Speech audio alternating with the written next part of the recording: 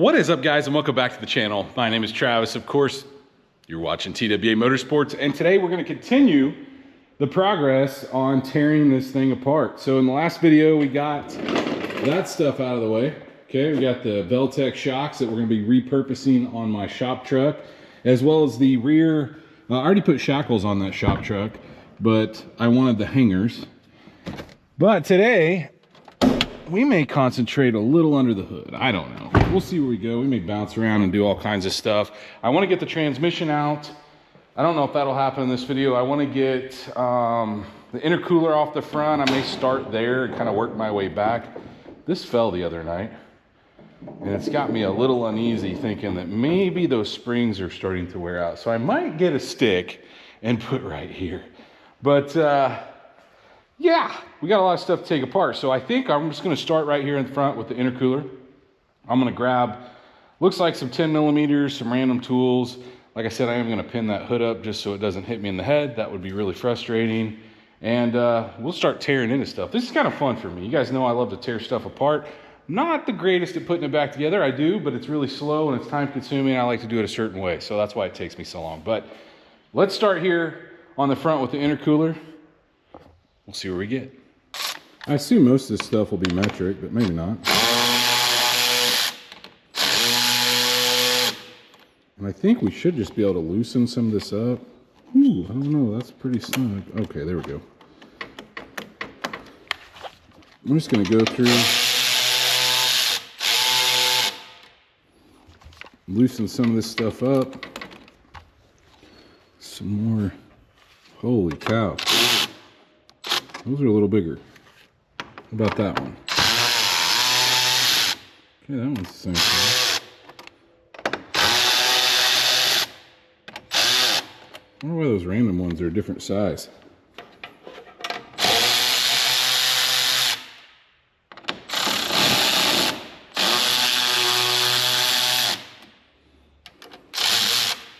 trying to keep this, you know, somewhat close together. I'm going to need an extension for those there. Once I get that off, we'll see if we can pry these pipes back. Yeah, I think we'll be able to. Oh, that one's like super loose. Okay, let's get the rest of those off that you can't see. See if we can get those pipes loose, and then maybe we'll work on getting the intercooler out. Well, the intercooler came off relatively quick. I don't know if that's part of this kit. That doesn't look like that came in the kit. Maybe it did, and I'm missing something, but that's been welded on there. We're gonna take that off. That looks terrible. I don't love this anyway. I don't know why a guy would have to cut up his headlights in order to make this all fit, but I do not like that, and that will not fly with me. So whatever truck I use this on, we're not cutting the headlight. If I have to trim a little on the grill, that's fine, but I'm not cutting the headlights off. So let's get those 10 millimeters out, get that thing out of place.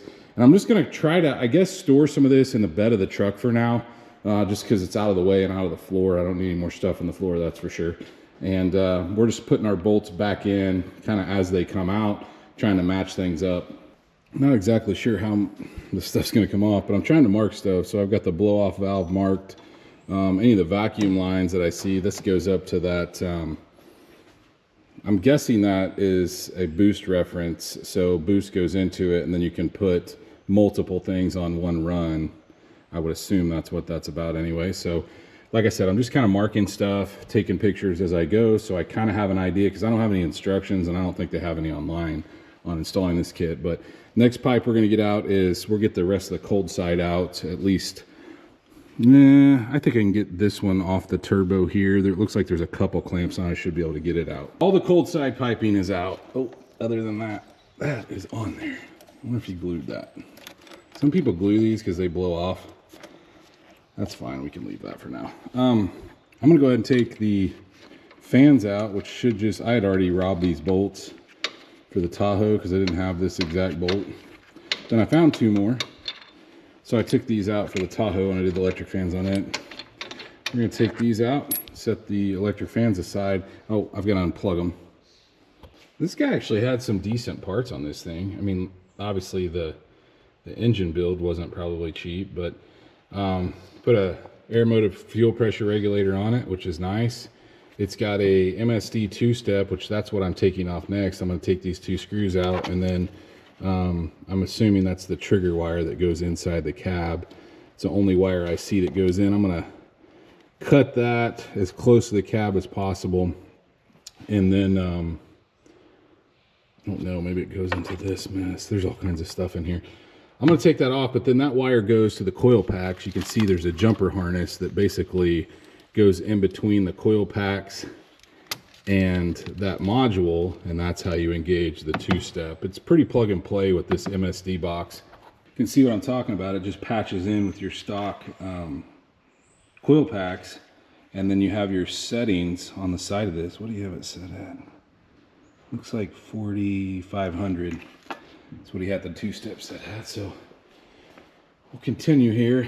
I don't know where I'm going to go next. I still haven't unhooked the battery because I want to grab the stock tune out of this thing before, you know, I go taking stuff apart. But I could see if I could trace some of these vacuum lines down, maybe get some of this stuff off the firewall. I don't know. We'll see. I just noticed a couple other things it has. It's got a 4-corner steam port deal. I can see the line. You can kind of see it right there running down to the steam port and then to the other one. So that's nice. Upgrade.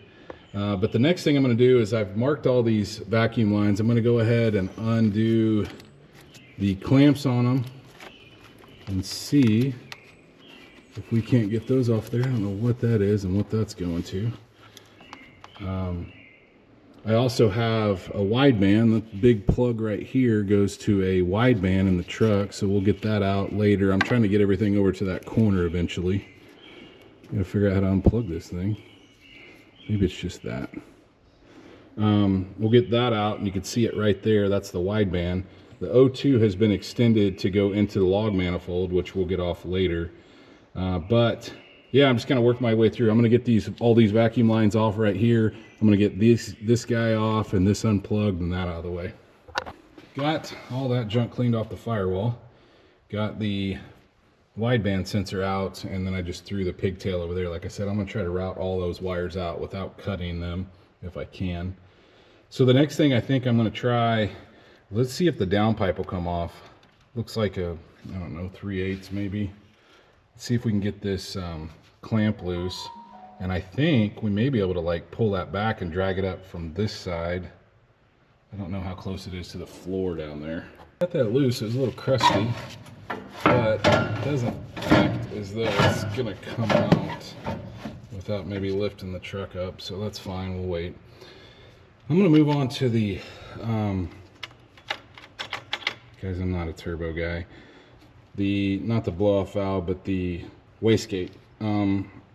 I'm gonna see if I can. I was gonna take this piece off that goes down underneath the truck. It vents externally instead of venting back to the header, which is fine, but I'm gonna see if I can take the lower one off so we can just take the wastegate all out as one unit. Looks like it's not a Torx, it's a Allen head. See if we can get that out. Yeah, it came off like I thought. I did go ahead and take the filter off the turbo, and I'm sitting here thinking like, this thing's going to be ridiculously heavy and too hard to try to manhandle the turbo with the manifold. So really I need to take the turbo off, but in order to do that, I'm going to have to undo the feed line, which goes from here back behind the motor over to the driver's side down at the bottom.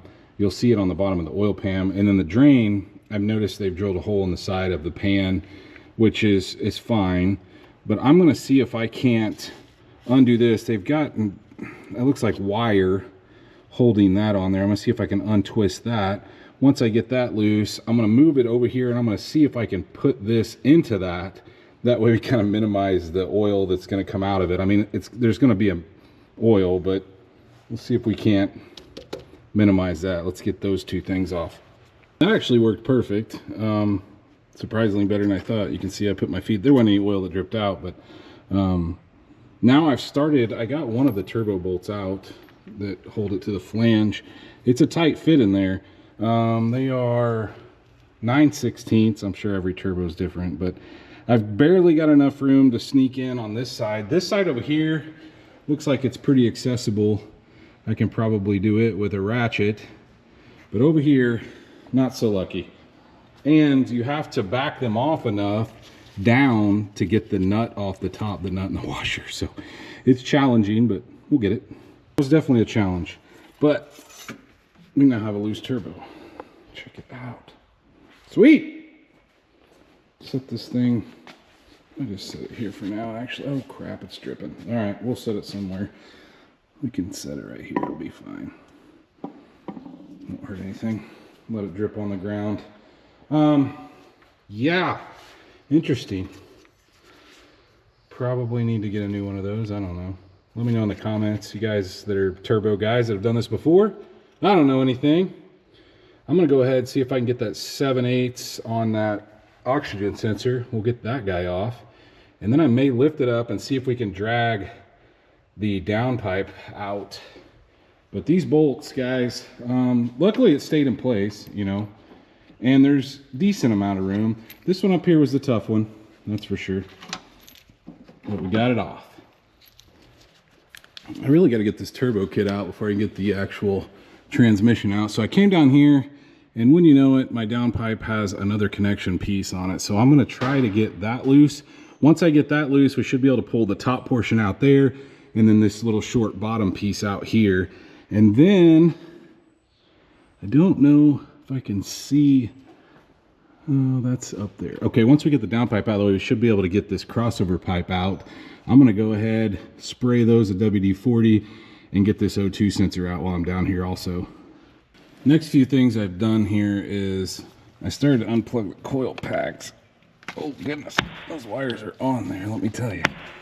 But I got the biggest part of the downpipe off, but that second clamp is kind of seized up, not wanting to move. So what I've done is I took the 15mm out of the head, got the dipstick tube out. So now I'm going to attempt to see if we can get these bolts out. I think they're 13s.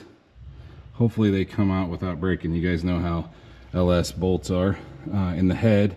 And I've also noticed that, I don't know what's going on there, but it looks like it was leaking, which I think I saw when I bought this thing, if I remember. I don't know if that's the manifold just getting some age. It looks, actually, it's cracked right there. You guys see the crack in the manifold? There's a crack right there. Dadgummit. Well, that's great. Not sure what I'll do with that. Well, it's starting to rain out there, but I got this manifold off, and it's definitely cracked. I guess this is a known issue on these on-3 bolts. It's cracked all the way around. I think I have a buddy that might be able to weld this up, but I don't know. It's just frustrating, you know. That's just how this stuff goes for me sometimes. Oh well, we're gonna keep moving. So as you can see, a majority of the turbo kit's off. I need to lift this thing up and grab the two pieces on the bottom. And then I'm probably gonna go ahead and see if I can take this manifold loose. I'm not really sure, guys. Those bolts look pretty rusty. So I'm gonna pull the coil packs loose, pull all the plug wires off, toss those in the trash. We will never use those again. And we'll see where we go next. You know, I've started the process of draining the radiator. It's always a fun mess. There's no way to not make a mess of that. I also got all the zip ties cut and all my wires that go in the cab kind of over into the area where they go into the cab. So I may try to cut some of those zip ties off to make dragging them through a little easier. I don't know, they may all come through at one time. Anyway, no good way to film this probably, but I'm gonna try to open that door and see if I can sneak in there and at least pull that into the cab so it's out of the way under the hood. But you know, I'm gonna be gone for a couple days, or at least not out here, and I wanted to let the radiator drain while I'm not out here. So that's why I'm doing what I'm doing. But anyway, let's see if we can pull these wires through. I know we've got obviously a boost gauge, we've got a wideband. I don't know what else is in there. That's just some of the wire. I was able to get the boost gauge. I started putting stuff in the back here. Boost gauge out, all the two-step wiring out, the wideband out. Actually, that's the wideband, that's the boost gauge. And there were so many zip ties under here. I mean, he did a decent job, to be honest with you. But look at all the zip ties I cut off this thing. Wasn't too terrible. Anyway, I'm going to put this back together now that we got everything out. And it should finish. I don't think we have anything else to do on the inside, at least that I can think of right now.